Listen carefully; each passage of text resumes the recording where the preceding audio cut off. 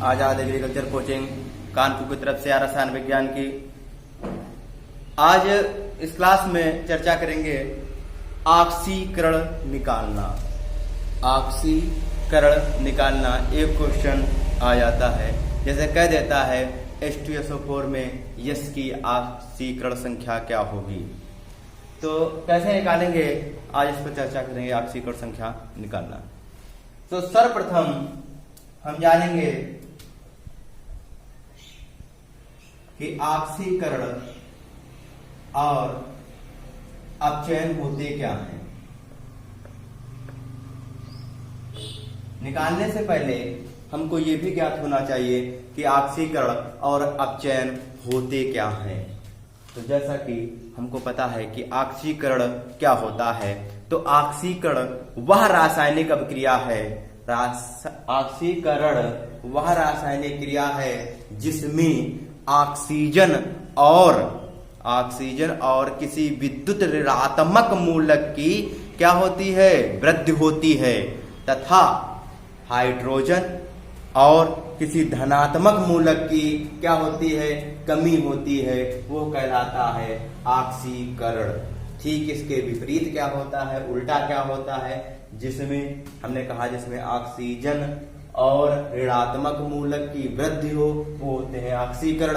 और ठीक उसके विपरीत क्या हो जाता है, जिसमें ऑक्सीजन और ऋणात्मक मूलक की कमी हो, वो होते हैं अपचयन। पहला अंतर हो गया। दूसरा हमने कहा था जिसमें हाइड्रोजन तथा धनात्मक मूलक की क्या हो, कमी हो। इसमें विपरीत क्या हो जाएगा, जिसमें हाइड्रोजन एवं धनात्मक मूलक की वृद्धि हो, वो कहलाते हैं अपचयन। क्वेश्चन कैसे पूछेगा, क्वेश्चन ऐसे पूछेगा कि ऑक्सीकरण में होता है क्या होता है, ऋणात्मक मूलक होता है कि धनात्मक मूलक की वृद्धि होती है। तो आप बताएंगे ऋणात्मक मूलक की वृद्धि होती है। अपचयन में क्या होता है, धनात्मक मूलक की वृद्धि होती है। इसे थोड़ा एग्जाम्पल भी देख लेंगे। चलिए देखिए, पहले लिखेंगे हम ऑक्सीजन की वृद्धि और इसमें देखेंगे हाइड्रोजन की कमी। तो ऑक्सीजन की वृद्धि और हाइड्रोजन की कमी, तो ऑक्सीजन की वृद्धि कैसे होती है, इसमें रिएक्शन द्वारा देखेंगे। कार्बन को जब ऑक्सीजन के साथ क्रिया कराते हैं, कार्बन जब ऑक्सीजन के साथ क्रिया करता है तो बनाता है हमारा कार्बन डाइऑक्साइड। तो ऑक्सीजन की इसमें क्या हो गई, वृद्धि हुई, तो हो जाता है हमारा कार्बन डाइऑक्साइड। ये हमारा होता है ऑक्सीजन की वृद्धि। वहीं पर हाइड्रोजन की कमी कैसे होगी, हाइड्रोजन की कमी हमने परिभाषा में बताया था, इसमें ऑक्सीजन की वृद्धि होती है और हाइड्रोजन की कमी होती है। कैसे होता है, तो H2 हाइड्रोजन सल्फाइड को जब क्लोरीन के साथ Cl2 के साथ क्रिया कराते हैं तो हमारा देखो यहाँ पर हाइड्रोजन कितने हैं, 2 हैं, यहाँ क्लोरीन कितने हैं, 2 हैं। जब रिएक्शन करेगा इसको धनायन होता है, इसको ऋणायन होता है। यहाँ पर क्या 2 हैं, तो इसने 2 क्या ले लिया, HCl हाइड्रोक्लोरिक अम्ल, 2HCl बाहर चला गया, बचा क्या हमारा, यह सल्फर। इसमें क्या होगा, हाइड्रोजन की कमी होगी। यहाँ पर 2 थे, यहाँ पर देखो 1 बचा है। तो रिएक्शन बराबर करने के लिए हमने क्या किया है, 2 आगे लगाया है। तो यहाँ पर क्या हो गया, 1 हाइड्रोजन है, यहाँ हाइड्रोजन 2 है, तो यहाँ पर क्या हो जाएगा HCl। तो ये हमारा हो जाएगा हाइड्रोजन की कमी और इसमें हो जाएगा ऑक्सीजन की वृद्धि। ये हो गया रिएक्शन, नोट करो।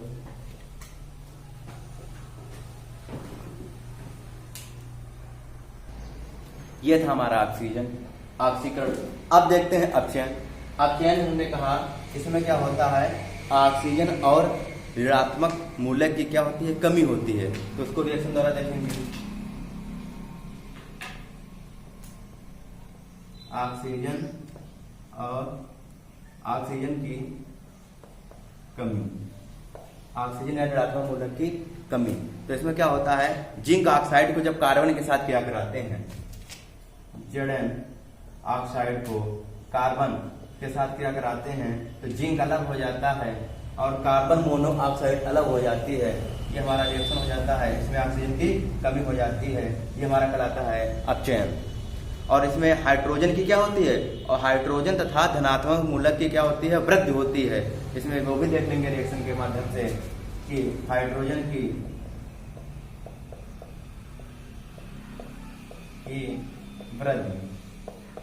हाइड्रोजन की वृद्धि में क्या होता है, हमने अभी जब आगे बताएंगे अमोनिया गैस, जो अमोनिया गैस बताएंगे कैसे बनती है उसमें बताएंगे। तो इसमें क्या होता है, 1 नाइट्रोजन और 3 भाग हाइड्रोजन जब लेते हैं तो 1 भाग नाइट्रोजन और 3 भाग क्या लेते हैं, हाइड्रोजन लेते हैं तो बन जाती है हमारी अमोनिया, या हाइपर विधि होती है। कौन सी विधि होती है, इसमें 22,400 कैलोरी ऊर्जा मुक्त होती है। और साथ साथ में हम ये भी बताएंगे इसमें वर्धक उत्प्रेरक होते हैं, यमी और यफी, यमओ और यफी उत्प्रेरक और वर्धक का कार्य करते हैं। इसमें क्या होता है, क्या आगे क्या होगा, NH, अगर यहाँ पर 2 लगा दें 3 दूनी 6, 3 दूनी 6 हाइड्रोजन हो गए, यहाँ पर नाइट्रोजन 2 हो गए, इसलिए यहाँ पर 2 लगाएंगे तो यहाँ पर क्या बन जाएगा, अमोनिया गैस बन जाएगी। यहाँ पर क्या बन जाएगा, अमोनिया गैस बन जाएगी। नोट कर लीजिए, ये हमारे थे ऑक्सीकरण और अपचयन। इसमें ऑक्सीजन की कमी हुई और हाइड्रोजन की वृद्धि हुई। क्वेश्चन ऐसे पूछेगा, हाइड्रोजन की वृद्धि होती है ऑक्सीकरण में कि अपचयन में, तो होती है हमारी अपचयन में। अगर पूछेगा ऑक्सीजन की कमी होती है किसमें, अपचयन में। अगर पूछ देगा ऑक्सीजन की वृद्धि होती है तो ऑक्सीकरण में। अगर पूछ देगा हाइड्रोजन की कमी होती है तो ऑक्सीकरण में। ये हमारे क्वेश्चन होते हैं। 4 क्वेश्चन छोटे छोटे पूछे आते हैं, मैंने बताया इस तरह से पूछे आते हैं। नोट करिए,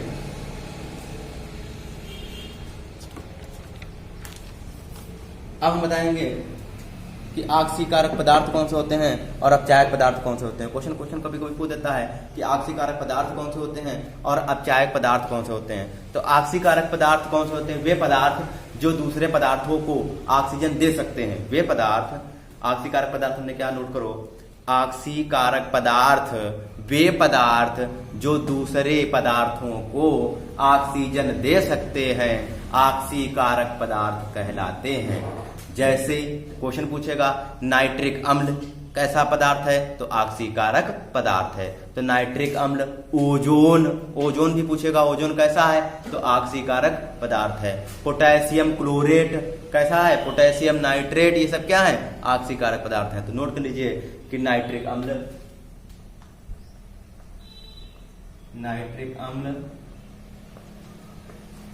दूसरा नोट कर लीजिए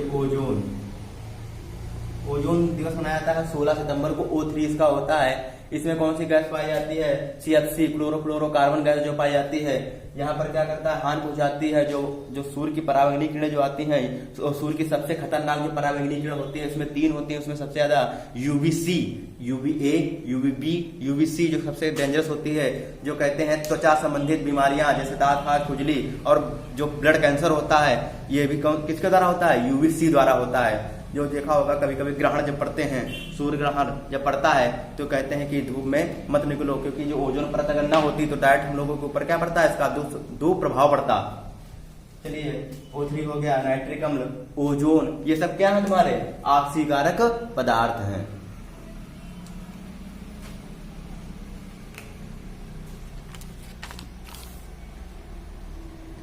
अपचायक पदार्थ कौन से होते हैं, अपचायक पदार्थ कौन से होते हैं।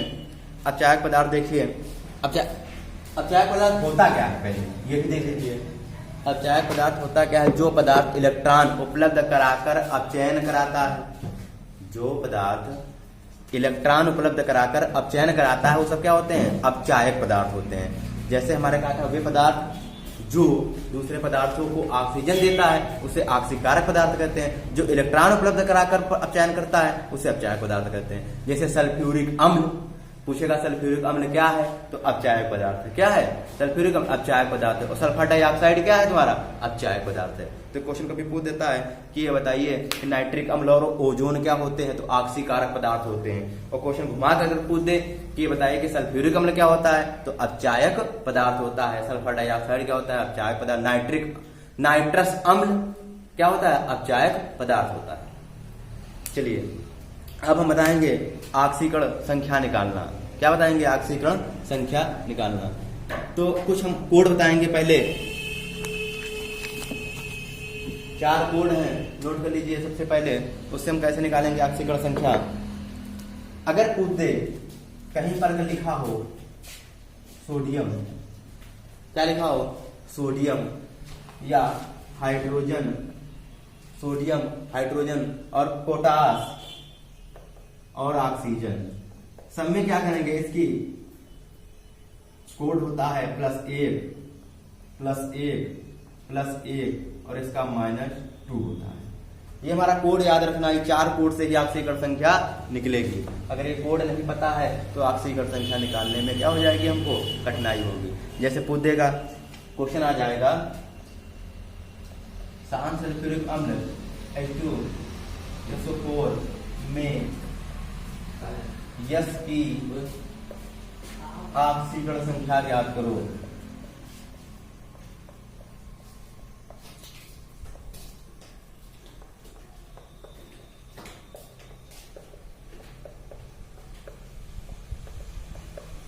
पूछ देगा H2SO4 में यस की ऑक्सीकरण संख्या ज्ञात करो, तो हम क्या करेंगे भाई, कोड रख देंगे। हमको अगर कोड पता है तो हमें पता है, देखो हाइड्रोजन मैंने बताया कितना होता है, +1 होता है। अब देखो इसके बीच दो घोड़ा लगा दिया। अब देखो यहाँ यस की पूछ रहा है, यस की क्या कर रहा है, पूछ रहा है। जिसकी पूछे उसकी हम यक्स मान लेते हैं, जिसकी पूछे उसके हम क्या मान लेते हैं, यक्स। तो अर्थात यस की पूछ रहा है तो यस बराबर क्या हो जाएगा, हमारा यक्स हो जाएगा। तो यहाँ हम क्या मान रख देंगे, देखो इनके बीच में क्या हो जाएगा, प्लस हो जाएगा, इनके बीच में क्या हो जाएगा, प्लस। अब यहाँ क्या आ जाएगा, यक्स। और यक्स के बाद फिर देखो यहाँ है ऑक्सीजन, ऑक्सीजन देखो O कितना है, -2, तो प्लस माइनस के 2। फिर उसके बाद क्या हो जाएगा, गुणित 4। अब हम क्या करेंगे इसको, और सबके बराबर क्या होता है, ऑक्सीकरण संख्या का योग बराबर क्या लिख देंगे हम, 0 होता है, 0 के बराबर माना जाता है। तो आगे हो जाएगा 0। तब यहाँ देखो 2 का 2 करेंगे 2 हो जाएगा। यहाँ क्या हो जाएगा, 4 दूनी 8, तो यक्स -8। अब इधर हम लाएंगे यक्स, इधर कर देंगे तो 8 माइनस इधर आएगा प्लस का हो जाएगा, उधर माइनस का हो जाएगा 2, तो बराबर कितना हो जाएगा 6। वो भी कैसा आएगा, धन। तो हमेशा याद रखना H2SO4 में यस की ऑक्सीकरण संख्या होती है +6। क्वेश्चन ऐसे आएगा, H2SO4 में यस की ऑक्सीकरण संख्या होती है +6 +5 -6 -5। ऑप्शन दिया होगा तो आपको निकालने के लिए 4 कोड याद रखने होंगे। जब तक आपको 4 कोड नहीं पता होंगे तब तक आप ऑक्सीकरण संख्या नहीं निकाल सकते। नोट कर लीजिए, आगे बढ़ते हैं, एक और देख लेते हैं। आज से ऑक्सीकरण संख्या निकालना पता चल जाएगा। उसने हमने बताया था इलेक्ट्रॉनिक विन्यास निकालना। इलेक्ट्रॉनिक विन्यास कैसे, इलेक्ट्रॉन प्रोटॉन अगर पूछ देता है, इलेक्ट्रॉन कैसे निकाला जाता है, प्रोटॉन कैसे निकाला जाता है, उस दिन हमने क्लास में चर्चा की थी। आज क्वेश्चन से पूछा जाता है कि ऑक्सीकरण संख्या कैसे निकाली जाती है, तो हमने पहले बताया ऑक्सीकरण होता क्या है और फिर अपचयन क्या होता है, ऑक्सीकरण संख्या निकालना। हमने बताया ऑक्सीकरण होता क्या है, जिसमें ऑक्सीजन और विद्युत ऋणात्मक मूलक की वृद्धि हो उसे कहते हैं ऑक्सीकरण, और जिसमें हाइड्रोजन और धनात्मक मूलक की कमी होते और उसी को क्या कहते हैं हम, ऑक्सीकरण। जबकि उसके विपरीत कह दे, क्या कह दे कि ये बताइए कि जिसमें ऑक्सीजन की कमी हो और हाइड्रोजन की वृद्धि हो, वो क्या होते हैं, अपचयन होते हैं। नोट कर लीजिए पहले ऑक्सीकरण संख्या निकालना।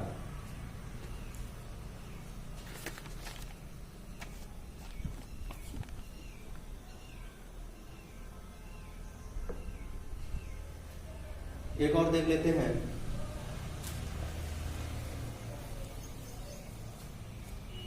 HNO3 नाइट्रिक अम्ल, HNO3 में नाइट्रिक अम्ल में N की ऑक्सीकरण संख्या, N की ऑक्सीकरण संख्या ज्ञात करो। तो जिसके अंदर कहा है N की मान लेंगे यक्स और पूरा मान वही रख देंगे। हाइड्रोजन का क्या है, इसमें +1 है। आप इसके बाद देखेंगे N की पूछ रहा है तो यहाँ यक्स लिख देंगे।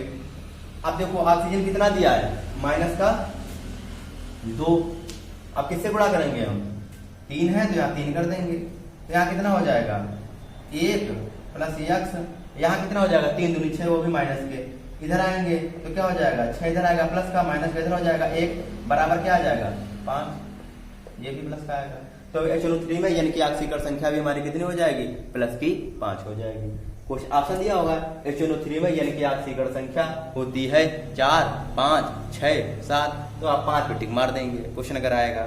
तो हमें इस क्वेश्चन को याद करने के लिए सबसे पहले 4 कोड याद रखने पड़ेंगे कि सोडियम का +1 होता है, हाइड्रोजन का +1 होता है, पोटास का +1 होता है और ऑक्सीजन का -2 होता है।